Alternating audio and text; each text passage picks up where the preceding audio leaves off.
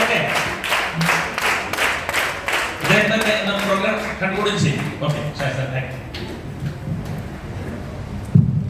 Good afternoon. ഉച്ച കഴിഞ്ഞ് എന്താ പലരും ഗുഡ് ആഫ്റ്റർനൂൺ പറഞ്ഞിട്ട് ഉണ്ടായിരിക്കുന്നത്? Good afternoon. വളരെ സന്തോഷം. എന്നെ പരിചയപ്പെടുത്തിയ പേര് ഷാജി എന്നാണ്. വയനാട് ജില്ലയിൽ കൂതാടി എന്നുള്ള സ്ഥലത്താണ് താമസം. ഈ ഒരു ബിസിനസ്സിലേക്ക് വന്നിട്ട് 10 വർഷം കംപ്ലീറ്റ് ആയി. അപ്പോൾ പുതിയ ആളുകൾക്ക് ഒരു പക്ഷേ എന്നെ പരിചയം ഉണ്ടാവില്ല. അതുകൊണ്ട് വന്ന സാഹചര്യം ജസ്റ്റ് കുറച്ച് സമയം പറയാം. ഞാനൊരു ടൈൽസിന്റെ ഷോപ്പിൽ മാസം 5000 രൂപ ശമ്പളം മേടിച്ച് ജോലി ചെയ്തുകൊണ്ടിരിക്കുന്ന അവസരത്തിലാണ് ഈ ഓപ്പർച്യൂണിറ്റി കിട്ടുന്നത്. കിട്ടിയ സമയത്ത് എന്തുകൊണ്ട് ഇത് ഏറ്റെടുത്തു എന്നുള്ളതാണ് വളരെ പ്രധാനം. കാരണം എന്ത് കിട്ടുന്നു എന്നല്ല, എന്തിനു വേണ്ടി ഇത് ചെയ്യുന്നു എന്നുള്ളതാണ്. ഒരു അസുഖം വന്നു, കിഡ്നി സ്റ്റോൺ. ആർക്കെങ്കിലും കിഡ്നി സ്റ്റോൺ വന്നിട്ടുണ്ടാവും? പ്ലീസ് ഒന്ന് കേൾക്കാം. യെസ്, കുറച്ച് പേർക്ക് വന്നു. അത് എല്ലാവർക്കും വരാനുള്ള ഭാഗ്യമൊന്നുമില്ല, ആർക്കും വരാൻ. അപ്പൊ അസുഖവുമായി ബന്ധപ്പെട്ട് ഹോസ്പിറ്റലൈസ്ഡ് ആയി. അപ്പോൾ സ്കാൻ ചെയ്യാൻ വേണ്ടി പറഞ്ഞു വിട്ടു. ആ സമയത്ത് സ്കാൻ ചെയ്യാനുള്ള പൈസ എൻ്റെ കയ്യിൽ ഉണ്ടായിരുന്നില്ല. കാരണം പോക്കറ്റിൽ പണം നോക്കിയിട്ടാണല്ലോ അസുഖം വരുന്നത്. അപ്പൊ അങ്ങനെ ജോലി ചെയ്ത സ്ഥലത്ത് പോയിട്ട് 1000 രൂപ കടം ചോദിച്ചു. ഏകദേശം 1 മണിക്കൂറോളം അവിടെ നിൽക്കേണ്ടി വന്നു. ഈ ഹോസ്പിറ്റലിൽ നിന്ന് വന്ന ക്ഷീണിത കാര്യം സ്വിച്ചിങ് ഫുഡ് കഴിച്ചിട്ടൊന്നും കഴിച്ചിട്ടില്ല. അപ്പൊ ആ ഒരു സാഹചര്യം ഞാൻ ചിന്തിച്ചതാണ്, മരുന്ന് മേടിക്കാൻ പോലും പൈസ ഇല്ലാത്ത ഈ അവസരം ഞാൻ കൂടെ വന്നിട്ടും ഇതാണ് അവസ്ഥയെങ്കിൽ ഞാൻ ഹോസ്പിറ്റലിൽ അവിടെ ബോധമില്ലാതാവുന്നതിനായിട്ട് എൻ്റെ വൈഫ് വന്ന സ്ഥലം ഇതാണ്. ഞാനില്ലാതെ ഒറ്റയ്ക്ക് 1 മണിക്കൂർ നിൽക്കേണ്ടി വന്നാൽ അവരെന്തൊക്കെ ചിന്തിക്കാൻ സാധ്യതയുണ്ട് എന്നൊരു ചിന്തയാണ്. എന്തെങ്കിലും കാണിച്ച് കുറച്ച് പണം ഉണ്ടാക്കി വെക്കണം എന്നുള്ള ചിന്ത എന്നെ മനസ്സിലാക്കുന്നത്. ആ സമയത്ത് മറ്റു മാർഗങ്ങളൊന്നുമില്ല. കാരണം ഈ മോഹൻലാലിനെ ഞാൻ വല്ലാതെ സ്നേഹിച്ചിരുന്നു. ആ സമയത്ത് വീട്ടിൽ സ്വർണം വെച്ചിട്ട് എന്തിനാണ് മൂപ്പരെ ചോദ്യം ചോദിച്ചിട്ടില്ലേ? അതുകൊണ്ട് ഞാനത് പറഞ്ഞിട്ട് കൊണ്ടുവച്ചു. ശ്വാസമെടുത്ത് എടുക്കാൻ പറ്റില്ലായിരുന്നു. അങ്ങനെ നിൽക്കുന്ന സാഹചര്യത്തിൽ ഒരു ബിസിനസ് കിട്ടിയ സമയത്ത് ഞാൻ ചിന്തിച്ചൊരു 10000 രൂപയെങ്കിലും സേവ് ചെയ്ത് വെക്കണം മരുന്ന് മേടിക്കാനെങ്കിലും. അപ്പോഴാണ് ഈ അവസരം എന്നെ കിട്ടുന്നത്. 3 കാരണമാണ് ഈ ബിസിനസ് ഞാൻ തുടങ്ങാൻ കാരണം. 1, ഇൻവെസ്റ്റ്മെന്റ് ഇല്ല, പൈസ മുടക്കുണ്ടോ അതിന്? ഇല്ല. 2, സമയമൊന്നും ആരും പറഞ്ഞു, നമുക്ക് ഇഷ്ടമുള്ള സമയത്ത് ഞാൻ ഫ്രീഡം ഉണ്ട്. അപ്പൊ ആ ജോലിയോടൊപ്പം എനിക്ക് ചെയ്യാൻ ചിന്ത വന്നു. വൈകുന്നേരങ്ങളിലോ രാവിലെയോ ഞായറാഴ്ച ലീവുള്ള സമയത്തോ ഒക്കെ ചെയ്യാൻ ചിന്ത വന്നു. അങ്ങനെയാണ് സ്റ്റാർട്ട് ചെയ്തത്. 3, ഈ പ്രോഡക്റ്റ് ഞാൻ കൊടുത്തില്ലേലും ജനങ്ങൾ വാങ്ങിച്ച് ഉപയോഗിച്ചുകൊണ്ടിരിക്കുന്ന സാധനം തന്നെയാണ്.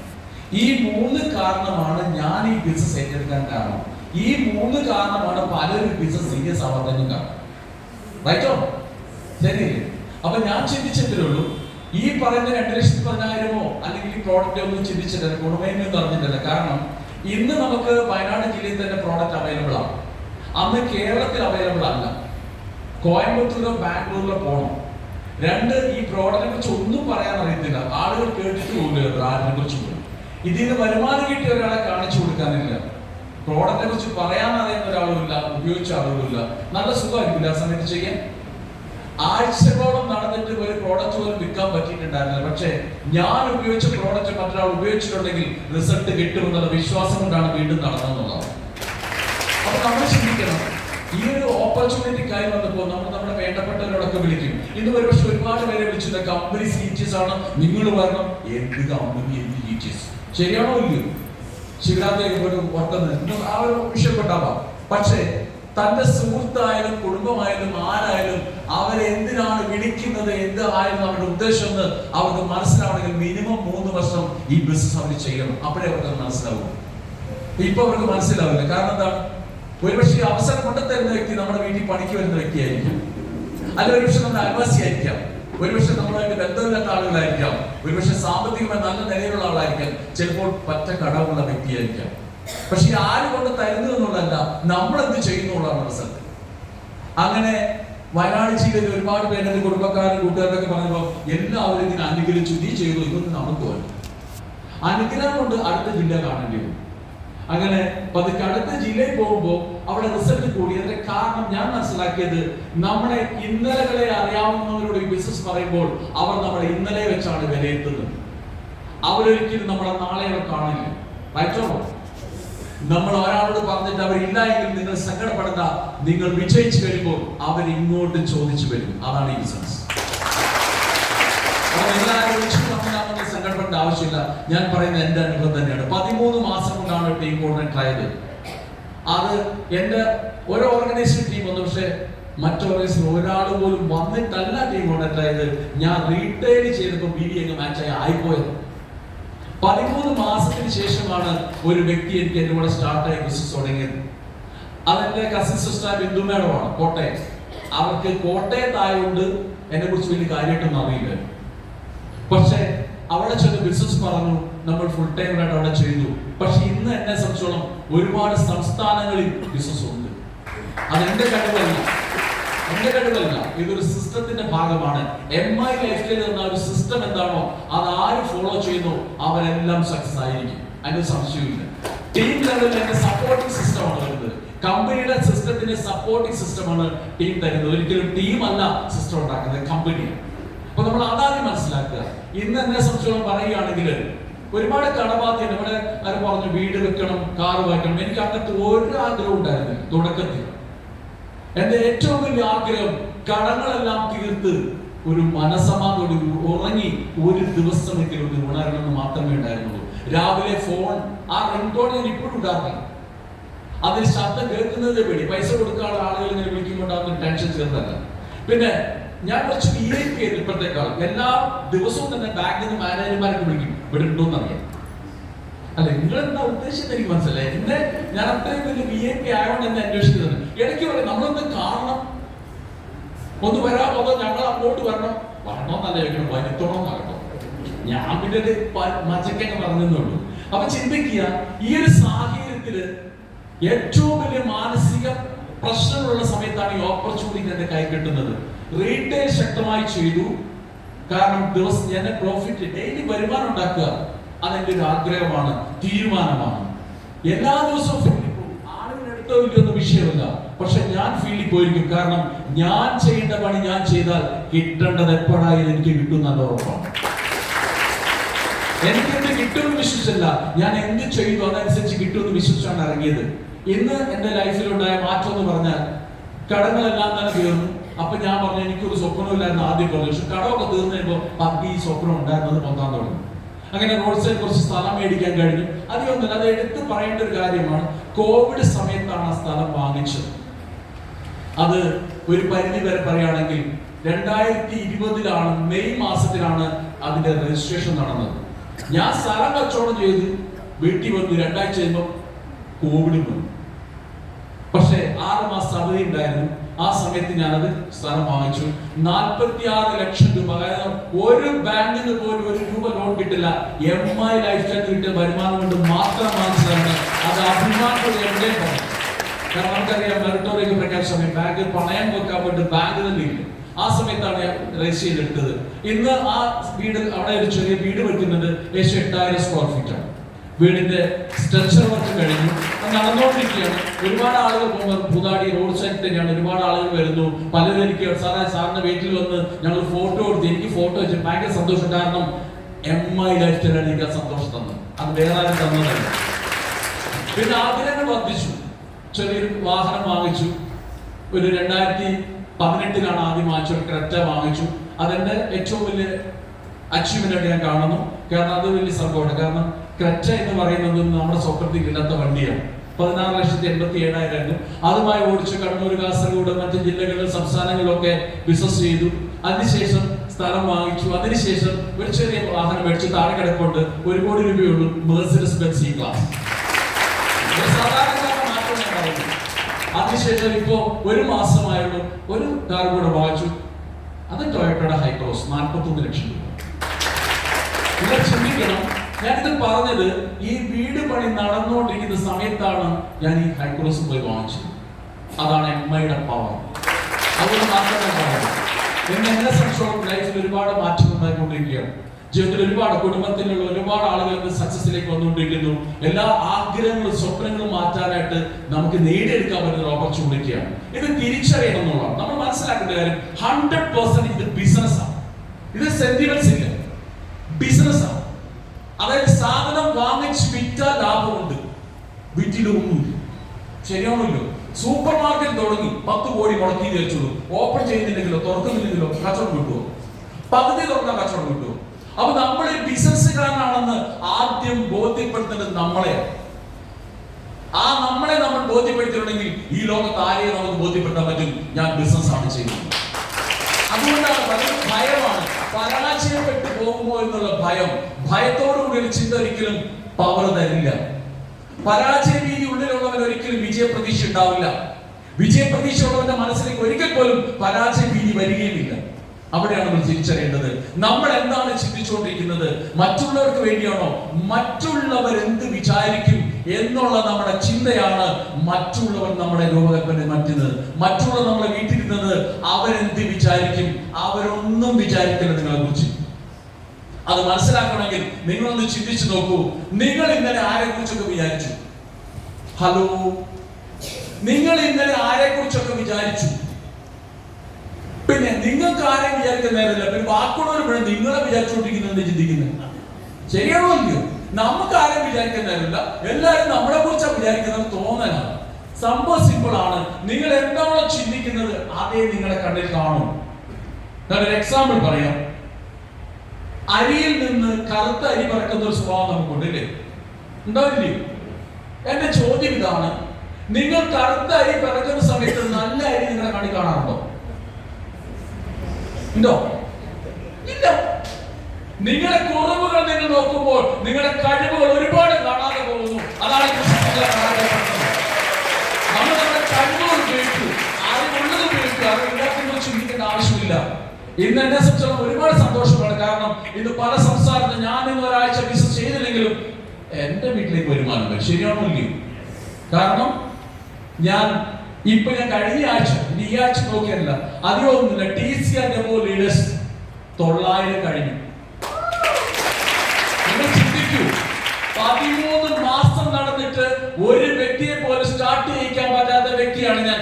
പഞ്ചായത്ത് പണിക്ക് പോകുമല്ലടാ, ഇതിനേക്കാൾ ഭേദമെന്ന് ഒരുപാട് പേരുടെ മുഖത്ത് നോക്കി ചോദിച്ചപ്പോഴും ഞാൻ ചിന്തിച്ചത്, ഇവരുടെയൊക്കെ മുന്നിൽ ഒരു ദിവസം വിജയിച്ച് കാണിക്കുന്ന ആ ഒരു ദിവസം അന്നേ കാണാൻ കഴിയുന്നതാണ്.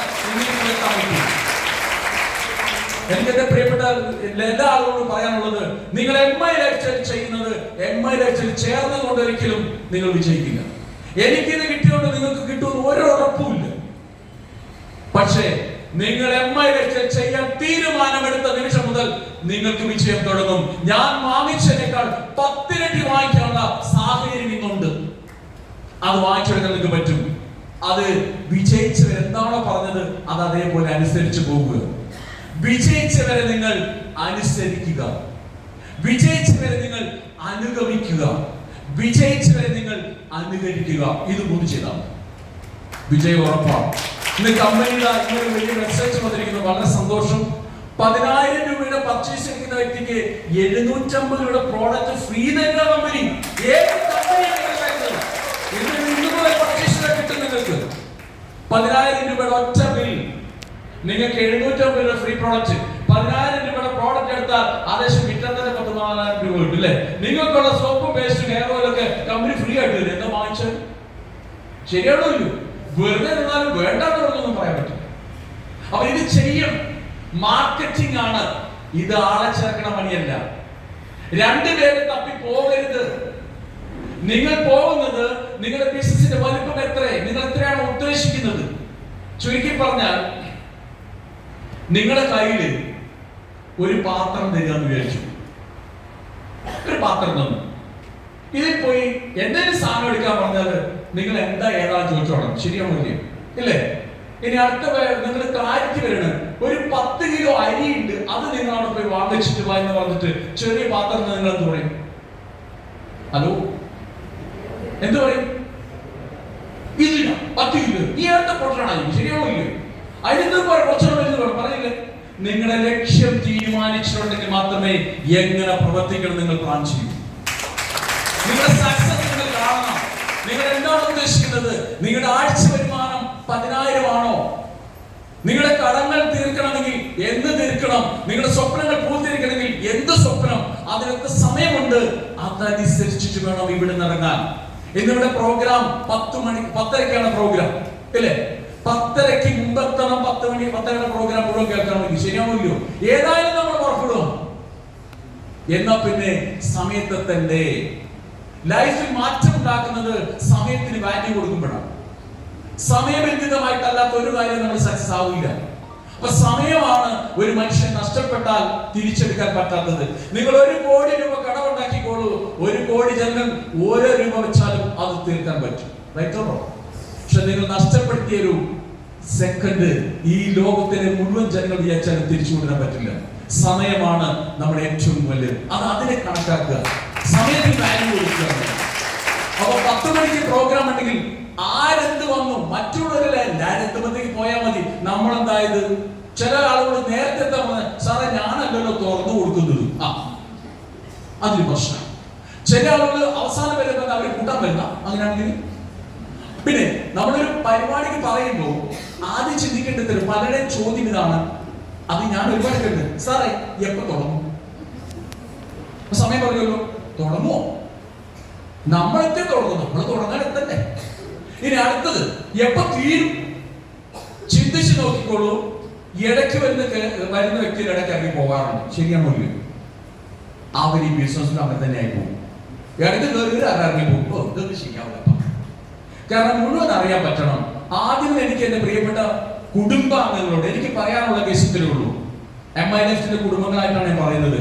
നിങ്ങളുടെ സക്സസ് നിങ്ങളുടെ തീരുമാനത്തിനാണ്, മറ്റുള്ള പ്രവർത്തിയാണ്. നിങ്ങൾ തീരുമാനിച്ചിട്ടുണ്ടെങ്കിൽ നിങ്ങളെ സഹായിക്കാൻ ഈ ലീഡേഴ്സിനും കമ്പനിക്ക് പറ്റും. നിങ്ങൾ തീരുമാനം എടുത്തിട്ടുണ്ടെങ്കിൽ ഈ സഹായമെല്ലാം നിങ്ങൾക്ക് ഇറിറ്റേഷൻ ഉണ്ടാക്കുന്നതാണ്. റൈറ്റോ? ലീഡർമാർ ഒരു 10 മണിക്ക് എത്ര നമ്മൾ പോകണ്ടേ? ഡ്രസ് കോഡ് അത് ഇത് എന്ത് കോഡ്, അവരോട് കൂടെ പറഞ്ഞിട്ട് കാര്യമില്ല. മാറ്റം നമ്മളിൽ വരുത്തണം. അപ്പൊ മാറ്റം വരുത്താൻ നമ്മൾ ഓരോരുത്തരും റെഡി ആണെങ്കിൽ ജീവിതത്തിൽ വലിയൊരു തീരുമാനം എടുക്കാം. ഇന്നത്തെ ദിവസം എന്നെ സംബന്ധിച്ച് വളരെ ഹാപ്പിയാണ്. കമ്പനിയുടെ പ്രോഗ്രാം ഇല്ലാതെ തന്നെ വിഷമിച്ചിരിക്കുന്ന ഒരു സാഹചര്യം. കാരണം നമ്മൾ വേണ്ടപ്പെട്ട എല്ലാവരും ഒന്നിച്ചു കാണാൻ ഒരു അവസരമില്ലാത്ത സാഹചര്യത്തിലാണ് കഴിഞ്ഞ ITC മീറ്റിംഗിൽ കമ്പനി പറഞ്ഞു 4 പ്രോഗ്രാം സെന്റർ ഓപ്പൺ ചെയ്യാൻ പോവുക. ഞങ്ങൾ പറഞ്ഞു ഞങ്ങളെ കൊല്ലാനുള്ള പരിപാടിയാണ്. കാരണം 4 പ്രോഗ്രാം സെന്റർ ഓപ്പൺ ചെയ്ത ബാക്കിയുള്ള ആൾക്കാർക്ക് എന്ത് ചെയ്യും? ശരിയാണല്ലോ. അപ്പോൾ ഞങ്ങൾ സാറേ തുറക്കുവാണെങ്കിൽ നിങ്ങൾ നിങ്ങൾക്ക് തുറക്കണമെന്ന്. അപ്പൊ ഞാൻ പറഞ്ഞു വയനാട് വേണം, എല്ലാവരും അറിയണില്ല. അപ്പൊ കമ്പനി വെച്ചിട്ട് പിന്നെ എല്ലാം ഓപ്പൺ ചെയ്യാല്ലേ. അത് തന്നെ ഞങ്ങൾ പറയുന്നത്. പക്ഷേ ആ തീരുമാനം കമ്പനി എടുത്തു. കേരളത്തിലെ മുഴുവൻ സെന്ററുകളും കമ്പനി ഓപ്പൺ ചെയ്തു. ഇനി അവിടുത്തെ പാർട്ടിസിപ്പേഷൻ, അവിടുത്തെ പെർഫോമൻസ് അതൊക്കെ അനുസരിച്ചായിരിക്കും കമ്പനി സെന്റർ ഓപ്പൺ ചെയ്യുക. ഒരു കാര്യം ഞാൻ ഉറപ്പിച്ചു പറയാം, വയനാട് ജില്ലയില് ഇന്നലെ ശിവരാത്രി കാരണം ഒരുപാട് ഉറങ്ങിക്കഴിഞ്ഞു. ശരിയല്ലേ? ശിവരാത്രി ഉറക്കം എല്ലാവരും വന്നിട്ട് പിന്നെ അങ്ങനെ അത്തയ്ക്ക് പിടിച്ചോരെയൊന്നും വന്നിട്ടുണ്ടാവും. കാരണം മൈലേജിൽ ചിലർ ഉറക്കം കെടുത്തും, അവരെ സ്വപ്നം നേടും. ആ സ്വപ്നങ്ങൾ അവരെ നേടി സംശയം വേണ്ട. അതിന് തന്നെയാണ് നമ്മൾ വരുന്നത്. ഓരോരുത്തരും എനിക്ക് ഈ നേട്ടങ്ങളൊക്കെ ഉണ്ടാക്കാൻ പറ്റിയിട്ടുണ്ടെങ്കിൽ അത് നിങ്ങൾക്ക് നേട്ടം ഉണ്ടാക്കാൻ പറ്റും. ചെറിയൊരു എക്സാമ്പിൾ ഞാൻ പറയാം. ആ ഒരു കണക്കാണ്. എനിക്ക് തീരെ പരിചയമില്ല. അപ്പോൾ നിങ്ങൾ സഹകരിക്കുമല്ലോ അല്ലേ? സഹകരിക്കൂലേ? ഞാൻ ഈ ബിസിനസ് തുടങ്ങിയപ്പോ എന്നോട് എല്ലാവരും പറഞ്ഞു നിനക്ക് വേറെ വല്ല പണി ചെയ്യൂടെ?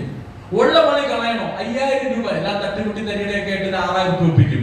ആ പണിയിട്ട് അവിടെ അങ്ങനെ ഇരുന്നാ പോലെ ഉള്ള പണി കളഞ്ഞ് സോപ്പും പേശും ഇതിലേക്ക് എന്ത് രക്ഷപ്പെടാം? സകലരും ബോധം വേണം. നിനക്കൊക്കെ എനിക്ക് ബോധമില്ല. അങ്ങനെ എല്ലാവരും കൂടെ എന്റെ വൈഫിന്റെ ബോധം ഉണ്ടാക്കാൻ തുടങ്ങി. അവളെ വീട്ടിൽ നിന്ന് പ്രശ്നം തുടങ്ങി. ശരിയല്ലേ? അങ്ങനെയാണല്ലോ നമ്മുടെ പരിപാടി. അങ്ങനെ തുടങ്ങിയപ്പോ ഇപ്പൊ ഞാൻ 10 വർഷമായി. ഞാൻ 10 വർഷത്തിന് കണക്ക് നിങ്ങൾ പറയുകയാണ്. കൂട്ടാൻ റെഡിയാണോ? എന്റെ ശമ്പളം 5000 രൂപയായിരുന്നു. അത് വർദ്ധിക്കൂല്ലോ 10 വർഷം കൊണ്ട്? വർദ്ധിക്കൂലേ? കഴിഞ്ഞ 3 മാസം മുമ്പ് ഞാൻ എന്റെ ഒരു സുഹൃത്തിനെ കടയിൽ ബാക്കിയ സുഹൃത്ത്, അവൻ ഇപ്പോഴും അവിടെ പണിയെടുക്കുന്നുണ്ട്. അവരെടുത്ത് പോയി വെറുതെ സംസാരിച്ചു. സാധനം എടുക്കാൻ വേണ്ടി ഇതുവരെ കണ്ട് സംസാരിച്ചു. അവന് ഇപ്പോഴത്തെ ശമ്പളം 17000 രൂപയാണ്. എത്ര? 17000. 10 വർഷം കൊണ്ട് അവന് 7000 രൂപ കൂടി കിട്ടി. അല്ല അവൻ എത്രയല്ലെന്ന് എനിക്കറിയില്ല. ഇപ്പൊ അവന് 17000 രൂപയുണ്ട്. ഞാൻ ബാക്കി എത്ര കിട്ടും ചോദിച്ചു. അപ്പൊ അവൻ ചിലപ്പോ നമ്മൾ തട്ടിക്കൂട്ടി ചെറിയ ഇൻസെന്റീവ് തന്നിട്ട് 20 രൂപയ്ക്ക് കഷ്ടിമുട്ടി ഒപ്പിക്കാം. ഞാൻ പറയുന്നു അന്ന് മുതൽ എനിക്ക് 25000 രൂപ ശമ്പളം ഉണ്ടെന്ന് നിങ്ങൾ കൂട്ടും. എത്ര? 20000 രൂപ ഞാൻ കൂട്ടി പറഞ്ഞു. എനിക്ക് കാശ് മുടക്കുന്നില്ല. കൂട്ടി പറഞ്ഞു കിട്ടുന്നില്ല, പോകില്ല. ശരിയല്ലേ? അങ്ങനെയാണെങ്കിൽ ഒരു വർഷം എത്ര കിട്ടും? 25000 ഉണ്ടെങ്കിൽ 3 ലക്ഷം രൂപ കിട്ടില്ലേ? കിട്ടുമല്ലോ. 10 വർഷം കൊണ്ട് എത്ര കിട്ടും? 30 ലക്ഷം ആണോ അല്ലേ? ഞാൻ ITC ആണെങ്കിൽ 10 കോടി BV മാച്ച് ചെയ്യണം. അപ്പൊ എത്ര കിട്ടും? 1 1 കോടി ഇപ്പൊ 30 കോടി മാച്ചിങ് ആയിട്ടുള്ളൂ.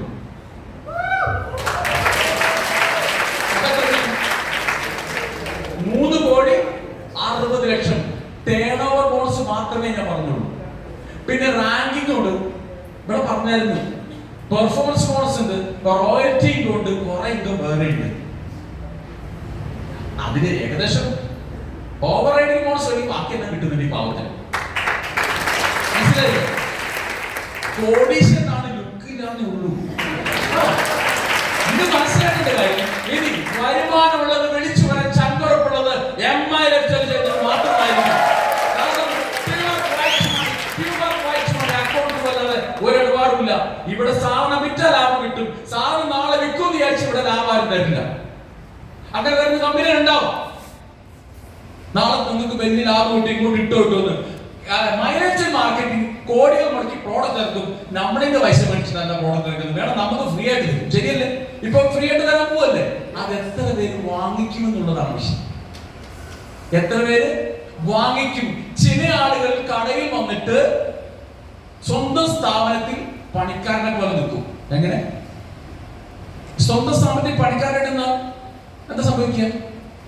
ഒരു കാര്യം നോക്കൂല, അവനവന്റെ പ്രോഡക്റ്റ് കേട്ട്. ശരിയല്ലേ? ശരിയല്ലേ? ഇത് ഇന്ത്യ മുഴുവൻ വിൽക്കാൻ പറ്റിയ പ്രോഡക്റ്റ് ആണ്, ലോകം മുഴുവൻ കീഴടക്കാൻ പറ്റിയ പ്രോഡക്റ്റ് ആണ്. നമ്മുടെ ലിസ്റ്റിംഗ് വന്നാൽ നോ ഡൗട്ട് ഈ ഹാളിൽ ഇരിക്കുന്ന പലരും വിദേശത്തായിരിക്കും ജോലി, ബിസിനസ്സുമായി. No doubt. അപ്പൊ നമ്മൾ ശ്രദ്ധിക്കണം, നമ്മുടെ ബന്ധങ്ങൾ മുഴുവൻ എടുക്കാൻ പറ്റിയ, നമ്മുടെ ബന്ധനങ്ങൾ മുഴുവൻ പൊട്ടിക്കാൻ പറ്റിയ ഓപ്പർച്യൂണിറ്റി ആണ് ഡാൻസിങ്. അത് MILF ഓപ്പർച്യൂണിറ്റി. അത് യൂസ് ചെയ്യാൻ നമ്മൾ ഓരോരുത്തരും തയ്യാറാകുക എന്നുള്ളതാണ്. ഇന്ന് എന്നെ സംബന്ധിച്ച് ലഭിച്ച കത്തിലേക്ക് ഞാൻ കടക്കുകയാണ്. വളരെ മനോഹരമായ രീതിയിൽ ഈ പ്രോഗ്രാം കോർഡിനേറ്റ് ചെയ്ത കമ്പനിയുടെ പ്രോഗ്രാം കോർഡിനേറ്റർ സന്തോഷ് സാർ ആദ്യമേ തന്നെ ഞാൻ അഭിനന്ദനം അറിയിക്കുകയാണ് അവസരത്തിൽ. ഒപ്പം തന്നെ വളരെ മനോഹരമായ രീതിയിൽ നമുക്ക് ഏവർക്കും മനസ്സിലാവുന്ന രീതിയിൽ റിസ്ക് എടുത്തുകൊണ്ടാണ്, സുഖമില്ല എന്ന് പറഞ്ഞെങ്കിലും റിസ്ക് എടുത്തുകൊണ്ട് ഇവിടെ എത്തിച്ചേർന്ന എന്റെ പ്രിയപ്പെട്ട ലീഡർ രാഹുൽ സാറിന് പ്രത്യേകം നന്ദി, അഭിനന്ദനം അറിയിക്കുക. ഒപ്പം തന്നെ ഓരോ ഇവിടെ സ്റ്റേജിൽ വന്ന എല്ലാ ലീഡേഴ്സും അവരവരുടെ അനുഭവങ്ങൾ ഷെയർ ചെയ്തു. ആ അനുഭവങ്ങൾ ഷെയർ ചെയ്ത എല്ലാ ലീഡേഴ്സിനും TC, ATC, DTC, ZTC, STC, RTC, NTC, CTC വന്നില്ല, അവർക്കൊക്കെ പ്രത്യേകം നന്ദി, അഭിനന്ദനം. MILF മാർക്കറ്റിംഗ് കമ്മിറ്റിയുടെ പേരിൽ, ഈ പ്രോഗ്രാം കമ്മിറ്റിയുടെ പേരിൽ എന്റെ സ്വന്തം പേരിൽ ഞാൻ അറിയിക്കുകയാണ്. ഇതിനേക്കാൾ എല്ലാം ഉപരി ഒരുപാട് തിരക്കുണ്ടായിട്ടും ഉറക്കമുണ്ടായിട്ടും അല്ല, അത് കറക്റ്റല്ലേ? ഇന്ന് ഈ അവസരം കേട്ടപ്പോൾ, ഇങ്ങനെ തന്റെ സുഹൃത്തോ വേണ്ടപ്പെട്ടവരോ വിളിച്ചപ്പോൾ ഈ അവസരത്തിൽ ഒന്ന് കേട്ടു നോക്കാം എന്ന് തീരുമാനമെടുത്ത് ഇവിടെ എത്തിച്ചേർന്ന MILF ഗസ്റ്റുകൾക്കും പ്രത്യേകം നന്ദി, അഭിനന്ദനം ഞാൻ അറിയിക്കുകയാണ്. ഒപ്പം ഇവിടെ എത്തിച്ചേർന്ന മുഴുവൻ ഡിസ്ട്രിബ്യൂട്ടേഴ്സിനും വലിയ നേട്ടങ്ങൾ ഉണ്ടാക്കാൻ സർവേശ്വരൻ അനുഗ്രഹിക്കേണ്ടത് പ്രാർത്ഥിച്ചുകൊണ്ടും, അടുത്ത ആഴ്ച ഞാനും എന്റെ ടീമും 10:30 ഈ ഹാളിൽ എത്തുമെന്നൊരു പ്രതിജ്ഞ എടുത്തുകൊണ്ട് അടുത്ത പ്രോഗ്രാം ഷാർപ്പ് ടൈമിൽ തുടങ്ങുന്ന, സിസ്റ്റമാറ്റിക് ആയിട്ട് പോകുന്ന, വയനാട് ജില്ലയെ കണ്ട് പഠിക്കണമെന്ന് പറയുന്ന രീതിയിലേക്ക് മാറ്റണമെന്ന് റിക്വസ്റ്റ് ചെയ്തുകൊണ്ട് ഈ പ്രോഗ്രാം കൺക്ലൂഡ് അറിയിക്കുന്നു.